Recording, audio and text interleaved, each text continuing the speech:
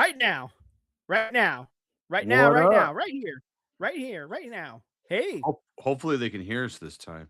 I think so. I think we're good. I think we solved those problems. Yeah, yeah.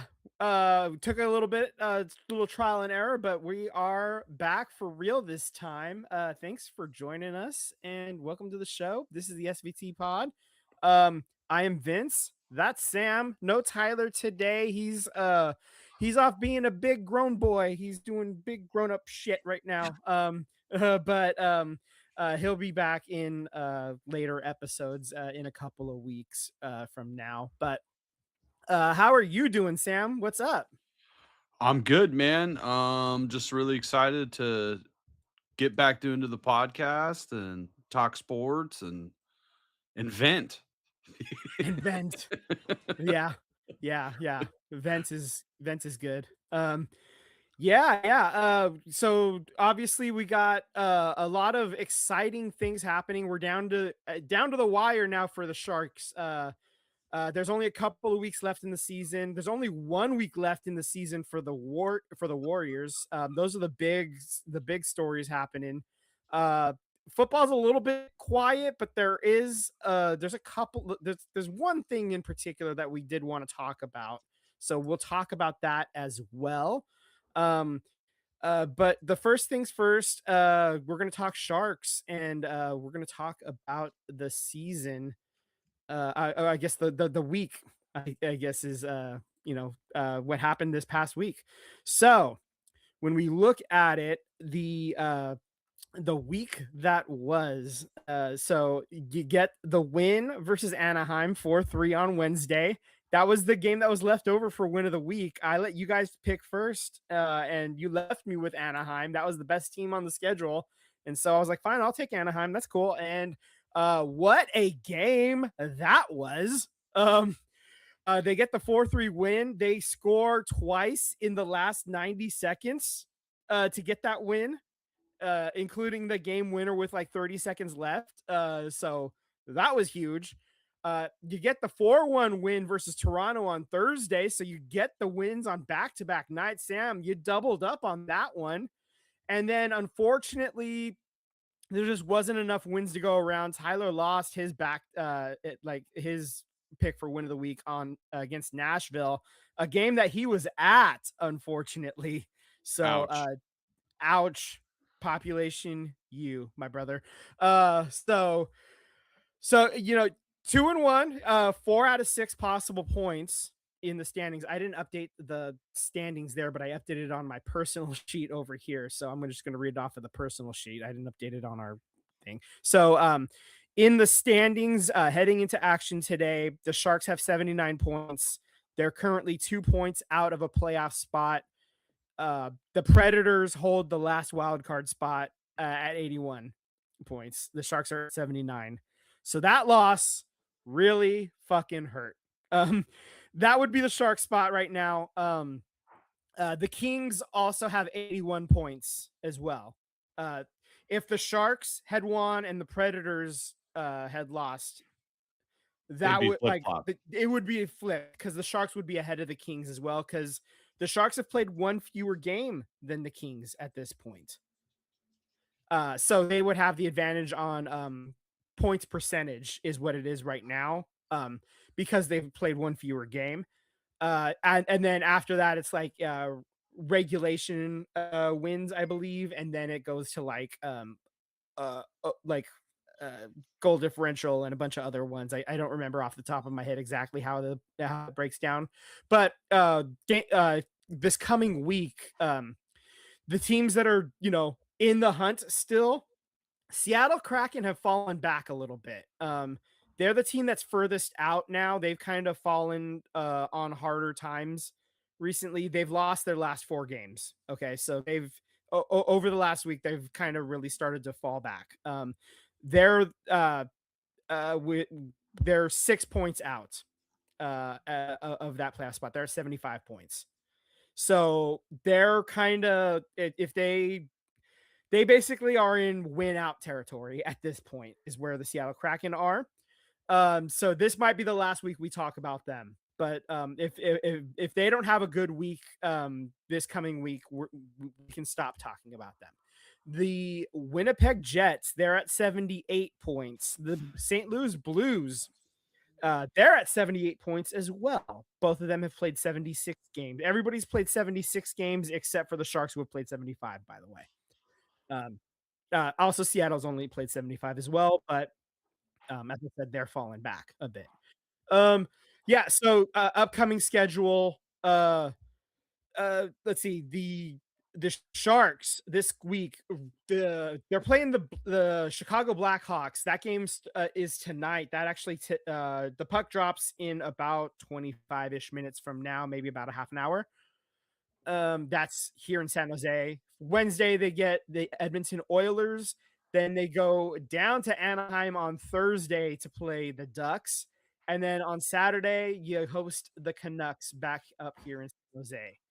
So that's an interesting schedule lineup right there.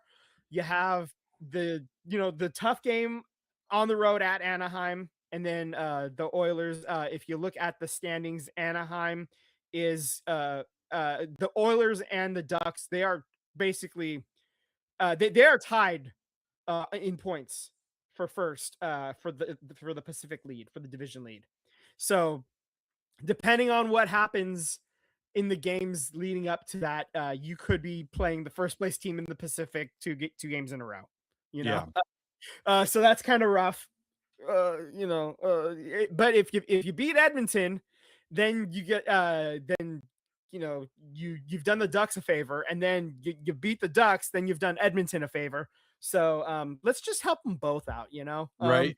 You know, just kind of just really help yourself out by helping them both out, and just beat them both, and that way it's just kind of evens the playing field.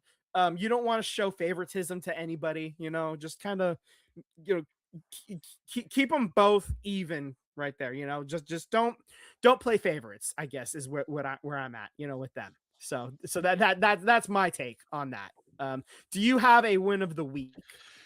I'm going tonight, man. I think after coming off that ugly loss of against Nashville Predators, Yeah. you got to bounce back. You got to get a win, and it's a home game. So I Yeah. think the Sharks take a Mhm. bite out of the Blackhawks, and All right. I'm gonna offer you the multiplier option. Are you gonna take the multiplier so again? what's the scores and standings right now? Okay, so the scores and standings, I'm at 13, you're at 10. Tyler, he lost a point on the multiplier because he lost. So he's at 7 now. He was at 8, he's now at 7. But you were at 8, now you're at 10. Okay. So you doubled your points. You doubled your win. Uh yeah, you got 2 points for the win.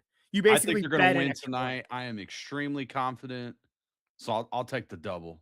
You'll take the double. I am not going to. I'm not taking any multipliers or anything, because I'm in the lead. You're chasing me. So, and I'm gonna give.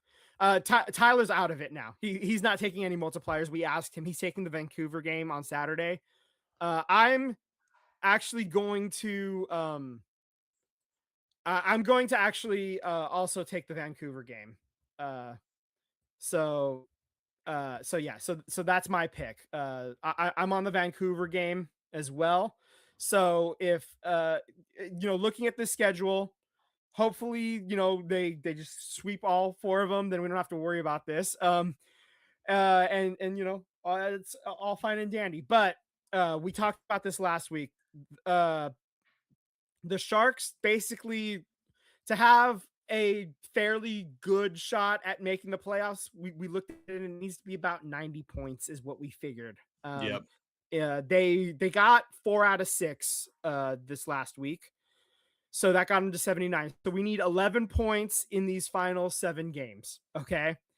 So 11 out of 14 is what we need. We can only drop about 3 points. If we drop more than 3 points, so that's 2 losses. If we get 2 more losses, then it gets a little dicey. If we have 3 losses, then it gets really, really bad. if we have two losses, but one of those losses is in overtime, still fine. Okay. Um, but then it gets really weird. Okay, so that's kind of where we're at right now. I'd honestly prefer not to have any more losses, obviously. Yeah. But yeah, so let's see. You already burned one of those losses against Nashville. Nashville, just for whatever reason, has kind of had the Sharks number this year. They had that horrible loss earlier this year too. It was just an absolute beatdown. I think it was like 5-1 or something like that. I don't even remember what it was. It was bad. So yeah, this is just hopefully they figure it out because you got one more Nashville game in Nashville next Monday. Uh, so so And yeah, this season, that feels almost like must win if yeah, you're that's you gotta win that one. That one yeah, is like, especially because they're ahead of you right now. So right. you gotta win. Gotta win them all, especially teams that are around you. Um, if you drop one of the two games versus Edmonton and at Anaheim, I think that's the one where it's like, okay, I can live with that. Like I can, I mean, those are like the okay. only 2 losses you could live with. Yeah, yeah, Like, you have like, exactly. if you And lose to against Edmonton and Anaheim, mhm. you kinda have to win out. Yeah, exactly. And you hope that one of those, at least one of them, if not both of them, go to overtime. You know, Right, so because then at least you get a loser's point out of right, it. And if both of them go to overtime, hell, it's like you split the series anyway. Because right, then it's like you got to win out of one of right, them anyway. So right. so there you go. And hell, if you lose three games, if all three of them go to overtime, then doesn't matter then at that point anyway. It's fine, totally fine. But yeah, okay. So that's kind of where the Sharks are at. There was some cool stats that came out over the last, basically while we were watching the Sharks over the past week. So most games in a season with 3+ points by a teenager. Um, this is obviously a Macklin Celebrini stat. So in this season, Macklin Celebrini as a teenager, he has 17 games, and this happened in the Anaheim game. 17 games with three or more points. So that's goals and or assists. Uh, he had 4 points in that game. That was his 17th game in the season. Wayne Gretzky had 19 games in 1979, 1980, and then Sid Crosby had 15 games. So Macklin Celebrini, if he gets three or more points in three more of these games, in these final games, like if he goes nuclear three more times, he actually moves ahead of Wayne Gretzky on one of these teenager lists. Wow. So that's kind of wild. This is the kind of shit we're talking about now at this point. Like, I mean, he's like, in the conversation with Wayne and with, Sid on a Well, lot of it looks these like I'm teenager looking at the lists. list now. It looks like when it's all done for this season, he's gonna move into 3rd Yeah. all time because he's 106 points and Jimmy Carson's 107. So he needs, 2 points to move past him, and I think that'll happen. Yeah. That could happen tonight, Vince. Yeah, it could. It could.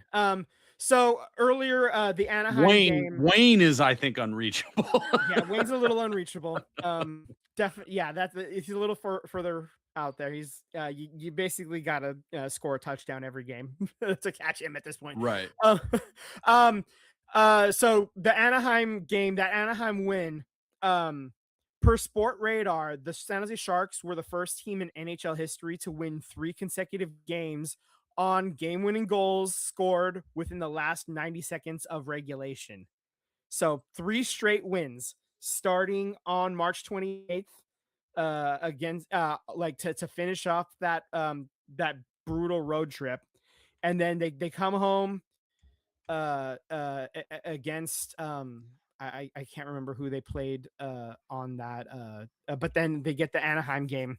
So that was 3 games in a row where they get that game winning goal in 90 seconds, like in the final 90 seconds of the game. So that was a fun stat, fun facts, I guess. Um let's see, there was another couple of them. Bring up my fun facts. Where were we? Let's see. For the Sharks, Macklin Celebrini, he's the second 40-40 player in Sharks history. That's 40 goals and 40 assists in the same season. Owen Nolan was the first player to do it, and that was in the 1999-2000 season. So, first player since Owen Nolan to go 40-40. Love that. Let's see.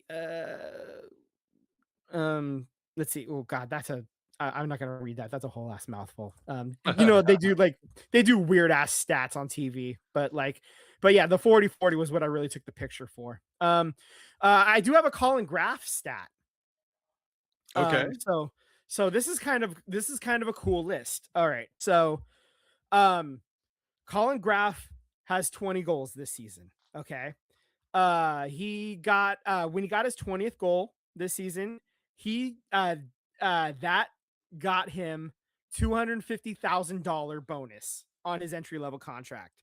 So that 20th goal got him an extra 250K. Pay that kid. Love that for him. Okay, so that was great.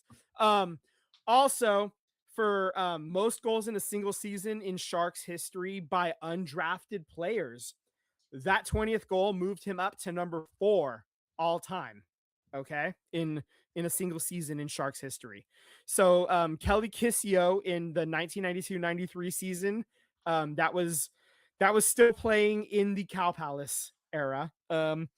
He had 26. Todd Elick in the 93-94, that was the first year in the tank. The following season, he had 25. Joel Ward in the Stanley Cup final run in 2015-2016, he had 21. And then Colin Graf this season has 20. So Dan Boyle rounds out the top 5 in the 08-09 season. That was the President's Trophy year. So with 16. So Colin Graf moved up into the top 4 of single season goals by undrafted players. So good on you, fella. Love that for you. You know. So yeah, that's fun for him. I Yeah, and he's like appreciate so that. That Colin was Graf has just like improved so yeah, much over the yeah, past yeah. season, He's the number 2 goal scorer on the right? team. That's just not what I would have expected going into the season. Not So at all. that's that is not what I would have bet money on heading into it. That's for sure. Okay. So I think that kind of is that's what I think that's what I have. I think that's all the notes I have on the Sharks. I think we can call it on the Sharks. Sounds good. Yeah. Yeah. Just I hope I bet Macklin Celebrini probably finishes. They're going to announce finalists for the Hart Trophy. Only 3 players can be finalists for any trophy awards or whatever. And right now there's 4 players that could be finalists. You have Nathan McKinnon, Connor McDavid, Nikita Kucherov, and Yeah. Macklin Celebrini. All 4 of them are very deserving, and one of those poor bastards is going to be left off of it. And I hope it's not Macklin Celebrini, because in a just world, the Sharks aren't anywhere near the playoffs if it's not for him. No, And when you're talking they're about competing for the number value, 1 pick. They're competing for the when number you're 1 talking pick. about value, most Yeah. valuable, Yeah. and doing what he's doing. But we'll see. We'll see what the voters think once the season ends. Real quick, And that yeah, I just want to say this before we move on from hockey, because we've been terrible at this in our previous podcasting. Is if you like Sharks content, don't forget to like and subscribe our Sharks videos. So if you please. want to talk more and listen more to more Shark stuff, please go ahead and do that. So That's with right. that said, we can move on. Yeah, okay. So we're gonna just switch gears now, and I'm gonna switch hats to we're just gonna talk real quick about the football, the rule changes coming to the NFL. Um that's right. I'm not the only one switching hats now. That's right. All right. I Okay. was trying to do that fast enough so when you look back to the screen, it was already. Yeah, no, I caught you. I caught you, buddy. Um, so there's basically four rule changes coming. Uh, the so what's happening is there's like some bylaw changes with like how the rosters are being organized, right? So that's part of it. Okay, cool, whatever. That's um yeah. Let's see. So some of the bylaws, I guess, is what I'm looking at. The change. Let's see. They're changing. Saturday and Sunday of Labor Day weekend into business days. So they can do work on Labor Day. Is what's happening here. I clicked on the wrong fucking link. I'm sorry. I was looking for the rules, the rule changes for the uh hold on, the like the striking The referees. the referees and shit like that. Yeah, exactly. I clicked the wrong fucking link. God damn it, Vin. Um the rules committee had like four rule changes go through, and there was like some tweaks to the to the kickoff, like the positioning. They had this year they can like overrule the refs if there was like refs replacement referees being used, I think. Um So I got a list here yeah. of some Yeah, rule changes. do you have it? Do you Yeah, I have it, got dude? something Because here. I I can't got fucking find onside it. kicks. Onside Teams kick, may that's what it now was. declare an onside kick at any point in the game, removing the fourth quarter only restriction. That's right. That's what it is. They still have to declare it ahead of time. They can't like surprise onside kick like the Saints Right. did in that Super Bowl. Um, And but then yeah, there's kickoff alignment. yeah, Receiving team setup zone requirements change from 6 to 5 players on the restricting line, okay, allowing a little bit more flexibility in the setup zone. yeah, okay. That's what it was. Yep, So a ton of special team stuff. Kickoff out of bounds. yeah. The penalty Oh, for that's the right. kickoff out of bounds from the 50-yard line is Right. stricter. The Yeah, ball now spotted on the 20-yard line instead of the 25. So on the 20-yard line instead of the 25. yeah, yeah. Um And then there was the yeah, and then like I said, the replacement refs, they can like I guess a challenge from the booth or whatever, like is automatic, I guess, or something like that. They can review plays automatically or something. There was something about that. I don't remember exactly what it was. I'm still looking, but and one other note: the NFL is going to end the double headers for Monday Night Football, yeah. so that's good. Part of what made Monday Night Football special was that it was an island game. It was all Yeah, it's alone. the only You one. know, it's the only one. It you know, it was special. It's by itself. You're the only one that's playing. That's the only football happening, and Sam's gone. Um, God damn it. Sam's back. Okay. Um, yeah, we did lose you for a hot second. Just gonna wait a second. Make sure you're okay. Are we okay? I'm good. All right, Tim. We got the thumbs up from Tim. Uh, just making sure that the feed's okay. But yeah. All right. Yeah. So uh, they are going to talk about they're going to redistribute the yeah like to Thanksgiving Eve, and like put more like Wednesday games and shit like that on the schedule, because they're not already taking over every other day of our life. So yippee. Um, yeah, so the NFL already is a 365-day a year business, so they're just gonna try to take over every day of the week now at this point. Basically, Tuesday is the only day they're not gonna play games, I think, at this point. And that's fine, because that's our waiver day for fantasy football. I think that's when you put your waivers in, right? And then other than that, it's fucking game on. So Yeah, this you could tell the uh schedule and change is not it's not for ratings. It's yeah. definitely for gambling. Yeah, exactly. They want money action happening is what it is. Correct. They just Player safety be damned. They just, this is not a move that is for ratings, like you said. It's not a move for player safety in mind. This is strictly about money. That's all it's for. It's for the gambling money. It is for it's just to make sure that there's NFL action happening every day, because a day that it's not happening is a wasted day. Right. You know, that's what it comes down to. Okay. The NFL, oddly enough, has had a pretty quiet week overall. So the draft is coming though. The Niners are probably going to be drafting a wide receiver fairly early, I would imagine, to go along with Mike Evans and Christian Kirk, our new additions. They're going to sit on Brandon Ayuk as long as they possibly can. They're not going to cut him unless they absolutely have to. So they're going to wait for a trade offer to come their way. I don't know that a trade offer will come their way. Um, I would imagine that if a trade offer does come, it's probably going to be for a seventh. Um, Yeah. Maybe a sixth if they're lucky, because Brandon Ayuk's trade value is shit. so there's no trade value to be had. The contract is massive.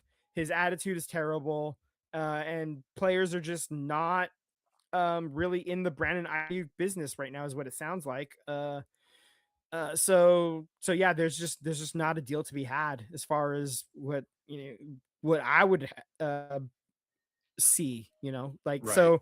so they're gonna probably end up cutting him. To the point though, now Jed York is starting to say that he would welcome Brandon Ayuk back, just to try to pump up that trade value. Is really like he's starting to like try to reverse talk and try to welcome, say things like he'd welcome Yeah, I him back. saw Just that. like, yeah, I saw that. Something about like I saw something like, well, he still has a good relationship with the other wide receivers, and we have a veteran wide receiver room now, so they'd be able to absorb that. Sure, bud. Yeah. All right. No, no. Anyway, okay. So, what about you on the Raiders front? Anything I going mean, on there? the Kirk It, it, Cousins thing is now yeah, official. yeah. God, yeah, it's like father son happening over there. God, the Mendoza and Kirk Cousins thing. It's like his long lost son, like I know they're uh, like, the pack of the dad went to go get a pack of smokes and he's come back home like or something. yeah. I don't I mean, know. I think it makes sense if like Yeah, if you wanted a veteran quarterback presence, and I know a lot of people are saying like, oh, this is great for Mendoza. He's going to get tutored. I don't know if it works that way. I think like really what it is I think Kubiak had it right when he was at the combine and they were saying like, would you get a veteran quarterback to like mentor and coach this guy up? And he's like, that's really not like a veteran quarterback's job. The veteran quarterback's job is to be a veteran and be prepared because he's, preparing to start. So it's really about like the young quarterback observing those habits, hmm, and it's the coach's job to mentor, to train, to teach. So I feel like that's what they want that's it. is they want, Hmm. Cousins to come in and just do his thing, prepare like he's the starter, Hmm. and that, you got remember the dog chases, the greyhounds, you got the Hmm. rabbit going around the inner circle. That's Cousins, right? And Hmm. and you got Mendoza's the hungry young dog behind him chasing him.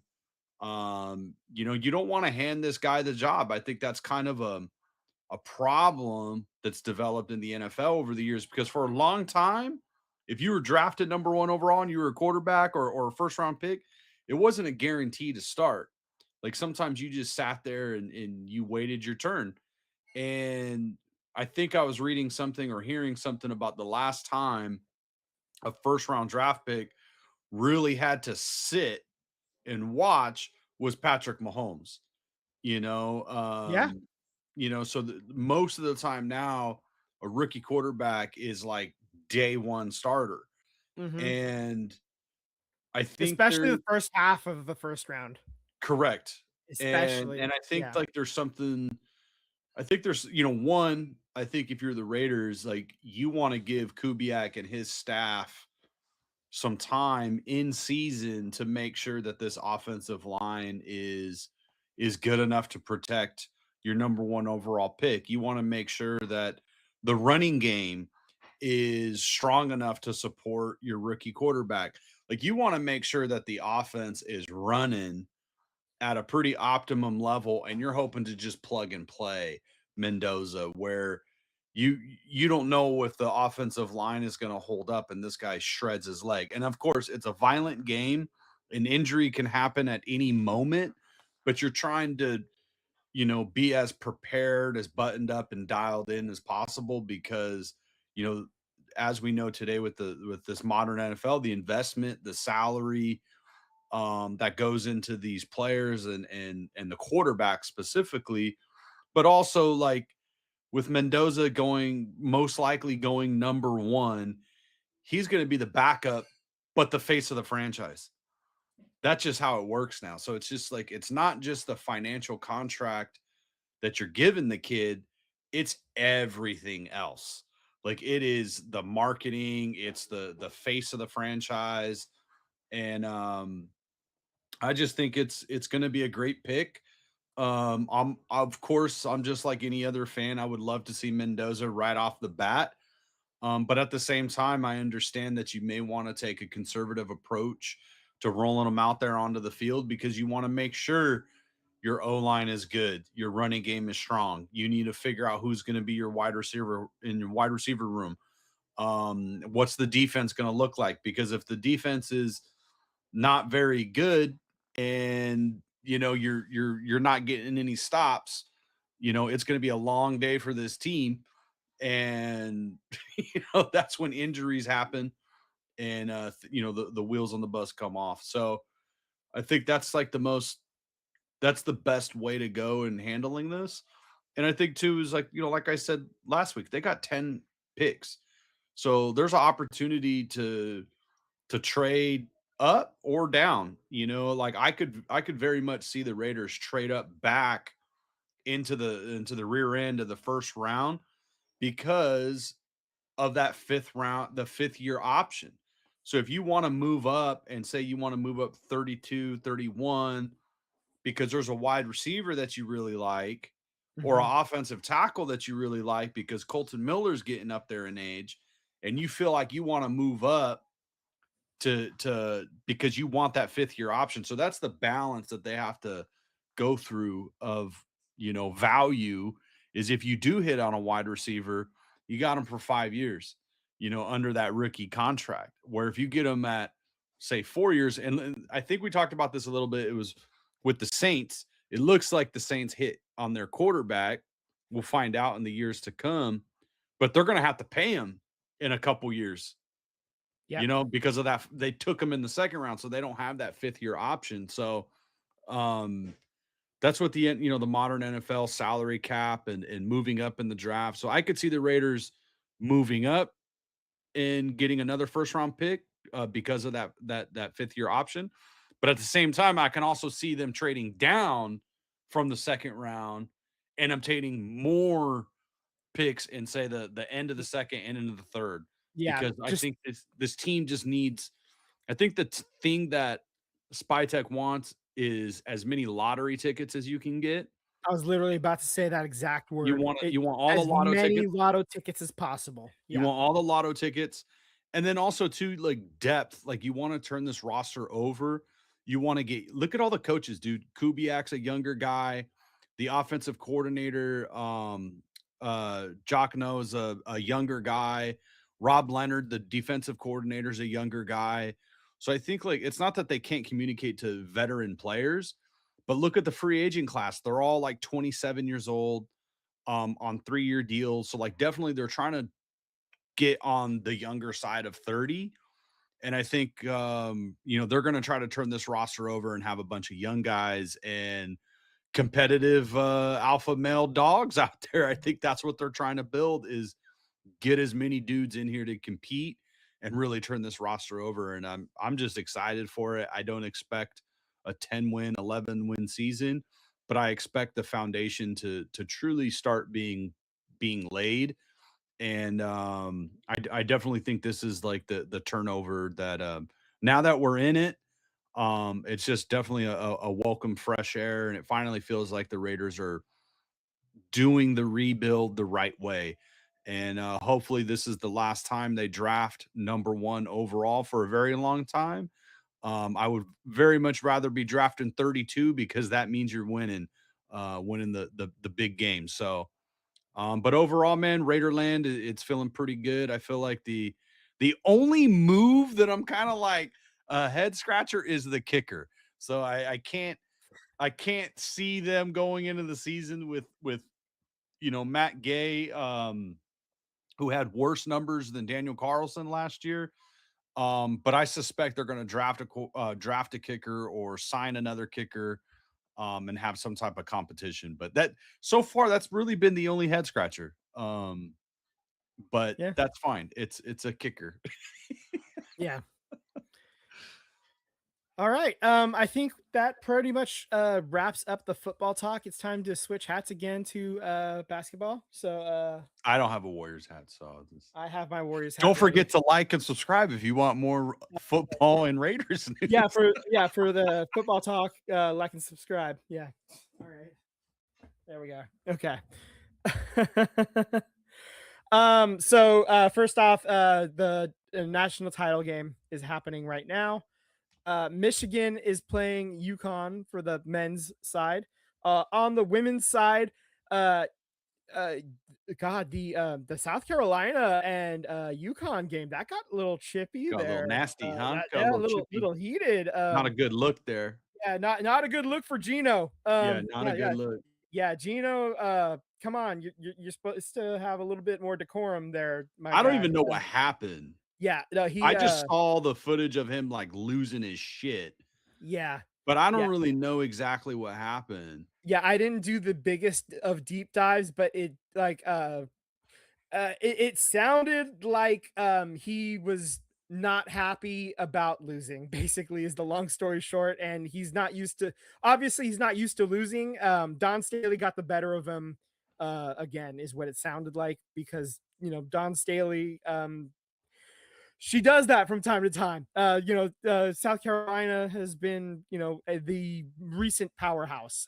He's Right. the, kind of the old guard. Maybe this is the new, the new guard taking over a little bit. Maybe it's a little bit of that. The Although, only thing that Gino, I heard the only thing that I read about it was a pretty physical game, and Mhm. South Carolina was giving it to the Yeah, give it. UConn, Yeah, but that's like, then go to the refs.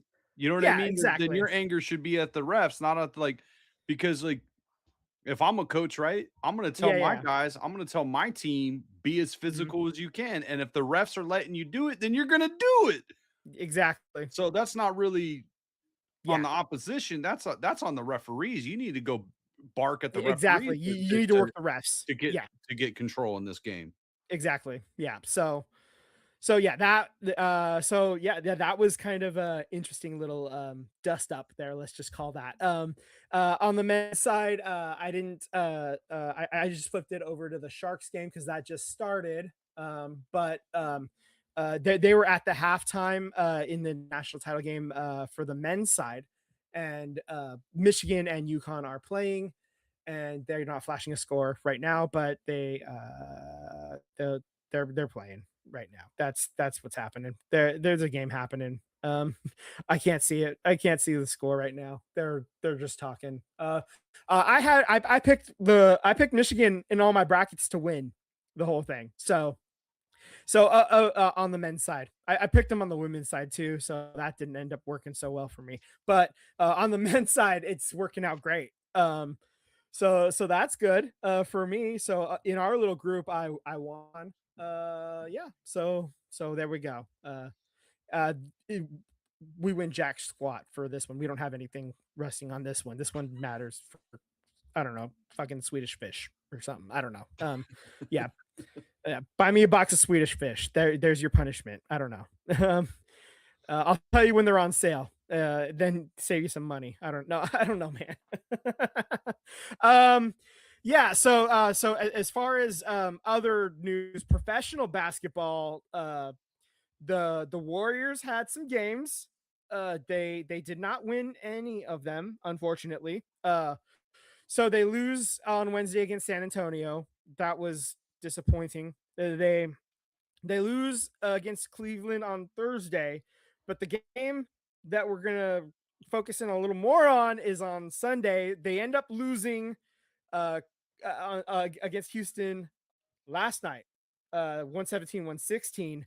But Curry came back. Steph Curry was in the lineup after many, many, many games. He finally made his return, and he was hot. He was on fire. He was back in a big, big way. He he was back. He was the dude, man. He was a Yeah. limited minutes restriction, so I think he only played 26 total minutes instead of the normal 35 ish or 36 minutes to 40 minutes that we would expect him to play come playoff time. But but so this is it's good to see him back. It's good to see him, play, even if it was a little bit more restricted type minutes. He was hitting a lot of shots. Unfortunately, the only shot, people are going to talk about the last shot he missed. Unfortunately, it would have been the game winner. But that happens from time to time. I'm not going to bemoan him missing a shot. Oh, Michigan is up by 6 as we start the second half. That's where that is. Okay. Anyway, so the important thing is Curry's back. It sounds like no bad ill effects from the game. So we're going to move forward, assuming that he's going to keep playing. There's 4 games this week, and there's only 4 games left in the season. The Warriors are going to finish under 500. That last loss last night put them at 42 losses, which guarantees a record under 500. So that's unfortunate. So upcoming games, you're hosting the Sacramento Kings and the Lakers Tuesday and Thursday. Then you're going up to Sacramento on Friday, and then you're going down to LA to play the Clippers on Sunday, the 12th. And then that is how the season ends. And then But they're from pretty there, much they're locked in as the they're 10. they're locked in as the 10 though. So I'm not terribly worried about what happens from there. Yeah, they're 4 games back of the 9 seed, and they are 11 games clear of the 11 seed. So yeah, they are locked in. Uh, there is an out. I think mathematically it might possibly be possible to sneak up to the 9 seed still. So they're not like locked in, but they're locked in to the 10 seed. Like they're going to be the 10 seed. The only question is, are they going to be traveling down to LA to play the Clippers, or are they going to be traveling up to Portland to play the Trailblazers?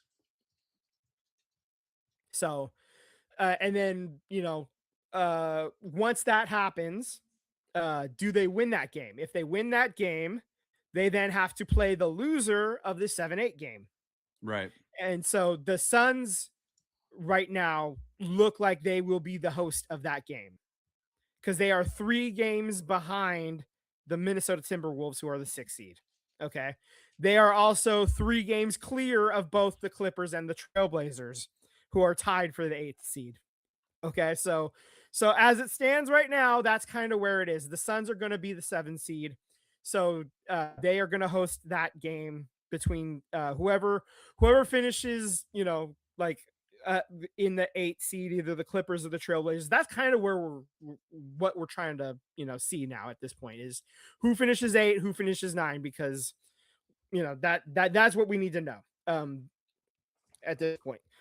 So yeah, that's just kind of what this week is about is where are the Warriors traveling to play this 9-10 game, and who are the Suns going to be hosting for the 7-8 game? That's kind of what we're waiting to see for this play-in tournament. And and if I remember correctly, all of the play-in tournament games are going to be on Amazon, I believe. If I remember that correctly. So find your best buddy with the Amazon subscription for that. So uh unfortunate, but that's the way the streaming rights and the broadcast rights went in the latest negotiations. Yeah.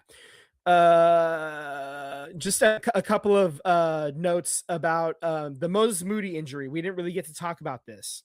Um, so it's a patellar tendon injury. He had surgery to repair it. There were some doctors who talked about it, and the way that you fix it, it involves sewing the tendon together and reattaching it to the patella, which is your kneecap. For those of you who don't speak doctor, so the typical time frame for recovery is 9 to 12 months. He injured it in March, so so we're looking at basically, if we're super lucky and he heals very quickly, maybe a Christmas time return. Like if he heals up really fast and ahead of schedule, like incredibly super rosy, like rosy colored glasses. Like the glass is like 7/8 full. We're talking Christmas as a return. The more I would caution against that, and just not even count on him being able to play next season. If he does play, we're talking about him returning for the last couple of weeks of the season, and then having him maybe for the playoffs as like Right. a spot contributor. So that's kind of the more realistic time frame, I think, for Moses Moody. Is he's a spot contributor at the back the last couple of weeks of the season. So that's more what I would expect to for him to be. Um, so that's where that is. Then the other thing for the NBA was Adam Silver had anti-tanking plans. I don't know how well they're going to work. So he presented three according to Shams, the three comprehensive anti-tanking concepts to the board of governors that Adam Silver presented. Um uh with some tweaks, I'm sure, coming in the next couple of months. The three that he said were, number one, were 18 teams in the draft lottery, so seeds 7 to 15 in each conference. And then you flatten the odds with the bottom 10 teams having an 8% chance, and the remaining 20% odds distributed in decreasing order for 11 through 18, and a lottery drawing for all 18 picks. And then number two option is 22 teams in the lottery using 2-year records. So seeds 7 through 15 plus the 4 playoff first round exits in both conferences. So even if you make the playoffs, you still get into the draft lottery, which is kind of interesting. Right. Because it's Uh, based off of your previous. yeah, it's a 2-year rolling record as well. So I Right. kind of like that. Then the lottery teams would each the lottery teams would reach a minimum win total floor in each season, like 25 wins. So if a team falls short of that floor, it gets slotted to meet the floor. So like, Right. if you only manage to win 15 games, for example, like, so the Wizards, for example, they only have 17 wins this year. They're not going to get to 25 wins.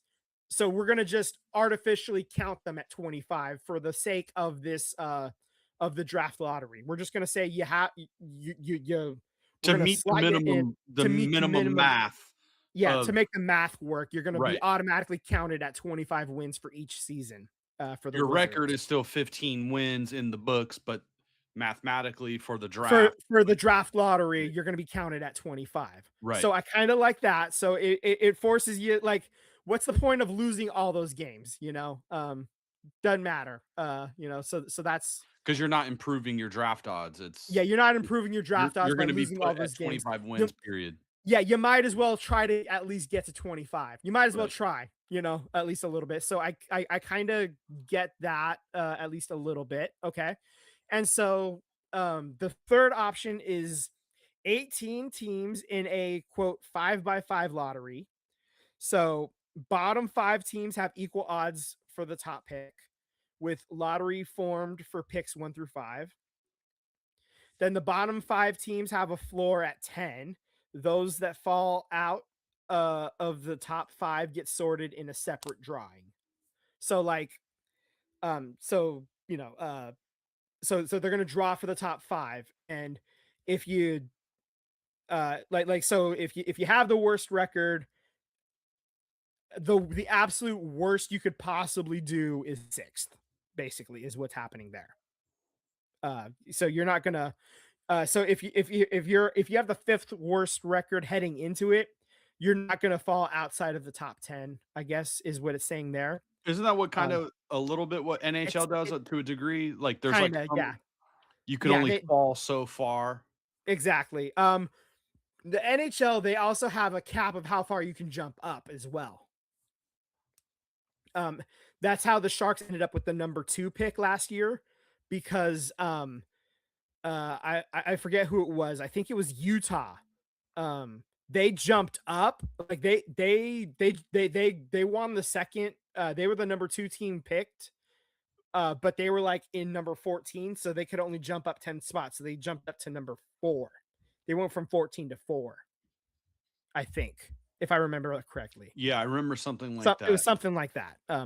Anyway, yeah. So that's kind of how that worked. Okay. All right. Here's a big one. The NBA Board of Governors, they approved a vote to explore expansion to Seattle and Las Vegas, with the final decision to come by the end of this year, this calendar year, not the season Real year. quick about the draft stuff. They haven't Yeah. had a vote yet Oh on yeah. Yeah. which one. No. So No. No. we're still They said, waiting. yeah. Adam Silver said, here are 3 ideas. Let's here's some ideas. If you want to play with these ideas a little bit, tinker with them, let's go for it. And then we're gonna come back in May and discuss some more. That's what he said.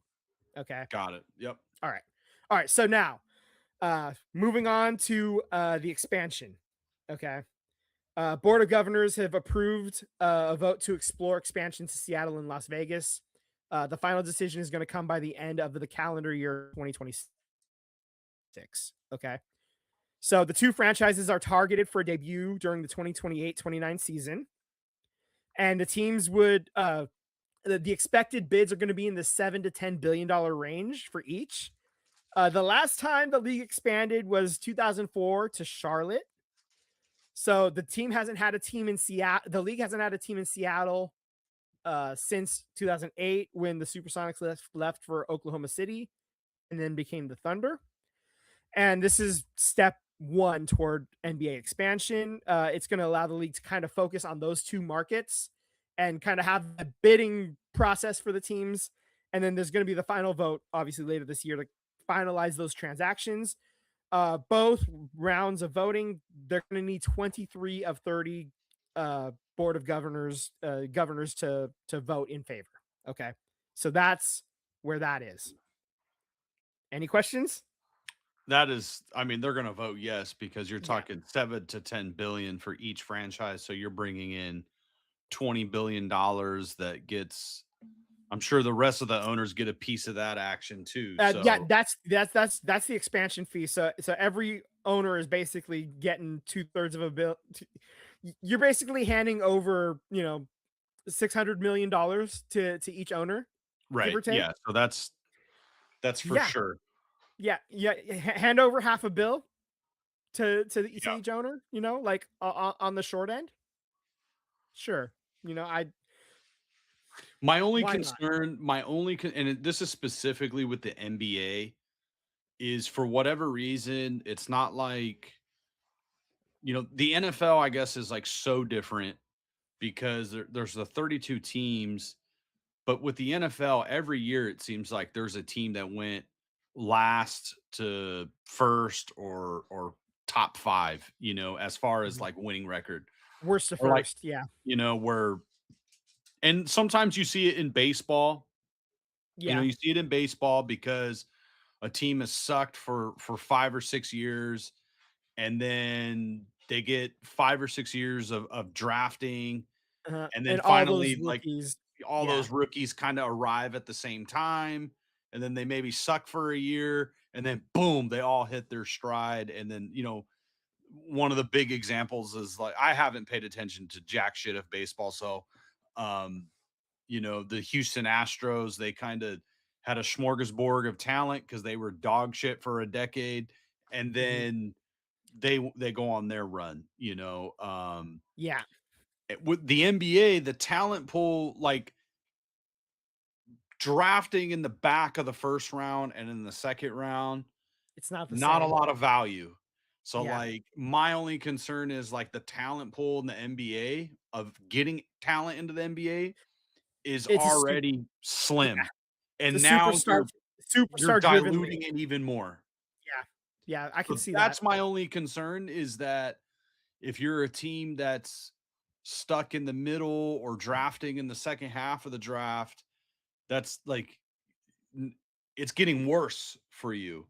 So, and with the NBA, excuse me, with college basketball, well, like, you got these, like, it seems like the watering down of college basketball, where it's, I don't think it's as good, college basketball specifically, is because, like, you got these guys that are one and done, and they're doing their NIL money, which I'm all for. Anybody, if you're 18 years old, or you know, the NCAA is making millions upon millions of dollars off of these kids.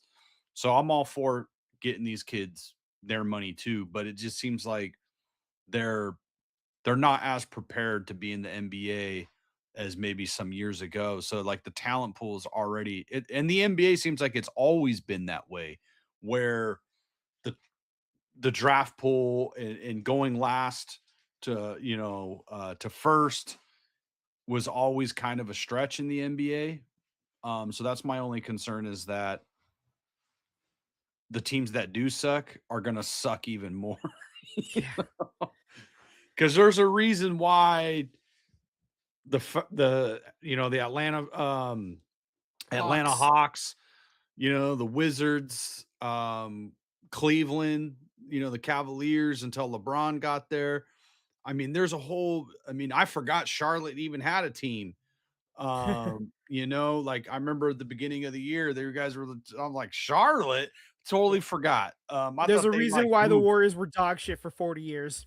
They couldn't draft, they couldn't bring in players. So it's just kind of like, that's my concern, Yeah, you there's know. a the reason why I when I went to school at San Diego State in the mid 2000s, why I was like, go Warriors, while my roommates were freaking Boston Celtics and Lakers fans, and they I were remember literally people playing asking each me, they other. were like, They were playing each other in the finals in 2000, like in 2007, 2008.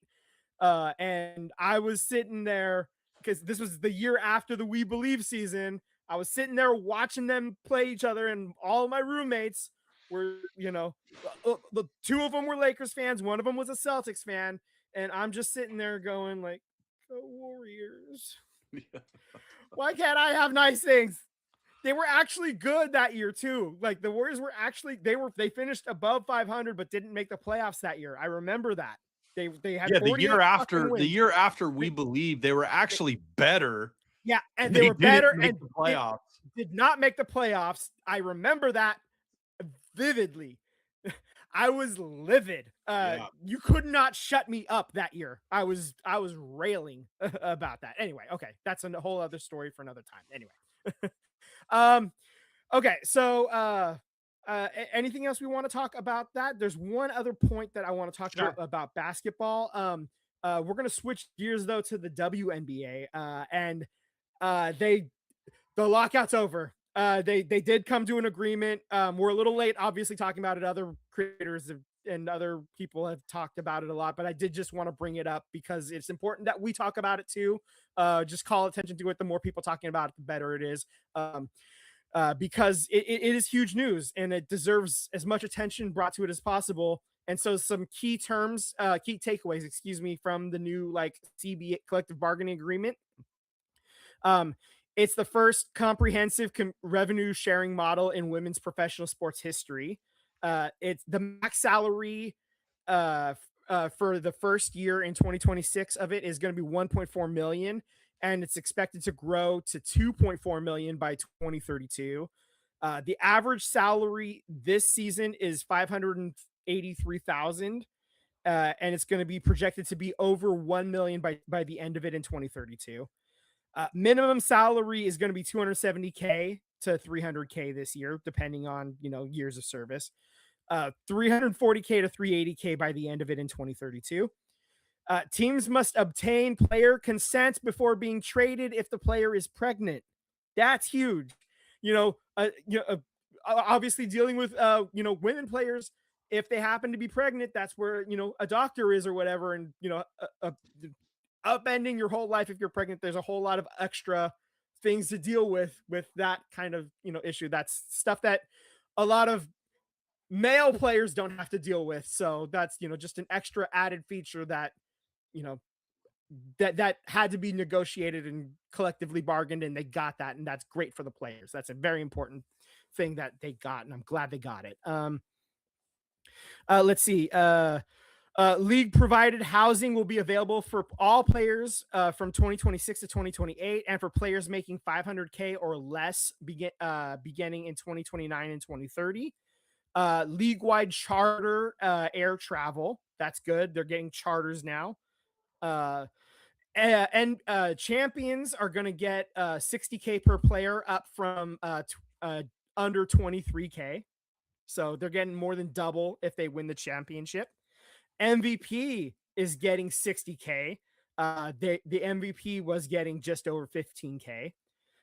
Teams must have a 12-player roster. I guess some were having a little less than that. Let's see. Another thing that they got, the NBA Players Association seems to have secured back play for retired WNBA players. If a player with 5 to 7 years of service, if they played with 5 to 7 years of service, they get 30K. 8 to 11 years of service, they get an extra 50K. And 12 or more years of service, they're getting 100K. So any of the players. So is that retroactive? Retroactive. So any players that have since retired, they're getting some extra pocket change too. So as long as they have a minimum of 5 years of service. Exactly. Any WNBA players that played at least 5 years, they're getting cash. Imagine all the players that are at like 4, they're like, I'm coming out of retirement. That's right. Lace them up one last time, let's see. So that whole pregnant player situation thing, that actually stemmed from one specific player. That was Dearica Hamby. She was traded from the Aces to the Sparks, and then that kind of just set off the whole thing. I did grab the calendar is going to be a little bit tight before the season tips off on May 8th. We are on April 6th right now. The NCAA title game was yesterday. The transfer portal window has opened for the NCAA. They're going to have the Nike Hoop Summit, so all of that, transfer portal and all that's kind of happening in there. The WNBA draft is going to be happening on the 13th, so next Monday. Training camps are going to open on the 19th. The preseason is starting on April 25th, and then the season begins on May 8th. So this is all coming, rapid fire. They just had the expansion draft as well. The Valkyries lost Carla Late to Portland, if I remember correctly, and so yeah, that's a little bit unfortunate. But she was a pretty good player, but pretty raw. So a little bit more of a project, I think. So that's I kind of expected that was probably going to be the player that was taken. Good talent, but they protected. I think they probably protected the right players. So, and then so there we go. That's that's I guess that's our WNBA recap. Just kind of rapid fire, just throwing it all out there. Just yeah, rapid fire. Blah, blah, blah. But yeah, so Yeah. that's we're just gonna keep an eye on the because that league is starting up soon. We're gonna start keeping our eye because Valkyries are back. The league is happening this year. We're not getting locked out. So tight turnaround. The schedule's expanding as well. So they're gonna play into November. It sounds like. So And you didn't get the big trade. oh yeah, that broke earlier today. Angel Reese traded from Chicago to Atlanta. That's Yeah, huge. dude, that's fucking Um, huge. That's so crazy. Oh my god. Um, Chicago can't hold on to any of their players. Something is wrong with the Chicago Sky. It so they're that is a that's a bit of a mess I mean, over she there. was only there for what, 2, 3 seasons? 2 years. 2 years. That's it. Just 2 seasons. And she was she I don't even necessarily know if she demanded a trade per se. I read she didn't. I read she didn't, but She just demanded better. she Like she requested that, like, you guys need to go out and get better players. Like, you yeah, need to get a try legit point harder. guard, you know? Yeah. She wanted the team to do she wanted management to do better and they said F you, you know? Yeah. Uh yeah. So they sent her to Atlanta and she's going to be happy to go to Atlanta and Yeah, because Atlanta they got a uh, good team. yeah, they got a pretty good team. They're on their way, man. This is they're going to be a bit of a problem. Yeah, me bounds are coming to the dirty south and she played college at LSU so not too far away and that's going to be a lot of fun for her cuz she played in the SEC. So that's going to be not exactly a homecoming because it's not LSU, Louisiana Atlanta, Georgia are not the same, obviously, but that's you know in terms of it rhymes, so there's a lot of familiarity at least with the neighborhood and stuff. So Yeah. she's gonna have a lot of fun there. And oh, and we didn't even talk about the Connecticut Sun are going to be relocating to Houston. Uh, they got done dirty there a little bit. The fans are getting done dirty a little bit by the league there, unfortunately. So we can Maybe deep dive next that week we'll another have time. some time, but Yeah, I thought I read something about Bernie Sanders and another politician introducing some bill that it would make it illegal for, like, teams to just be, like, moving around. we'll have to deep dive that another time. We're running a little late here at this point, but yeah, there's some legislation going around. I don't think it has the legs to actually do. I don't think it's going to end up passing, but be real freaking nice if it did. Yeah. I mean, obviously, everybody who watches us know where we stand on relocation. So, yeah. I feel it, Okay. man. All righty. If you got anything else for the good of the order? Because No, man, I just I'm wanna, all yeah. thank everybody for watching and tuning in, and come back next week, and please like and subscribe. It's literally the least you can do to help our channel. So we do a lot of Raiders, 49ers, Warriors, Sharks. So if you're into any one of those things or all of those things, please like, subscribe to the channel, comment, interact with us, because we would love to grow the channel and add more shows. Like, we get a larger audience. We would like to add more stuff to the docket, and grow the channel. So thank you so much for staying to the end, and we look forward to seeing you guys next week. And thank you so much. FJF. Have a good night. FJF.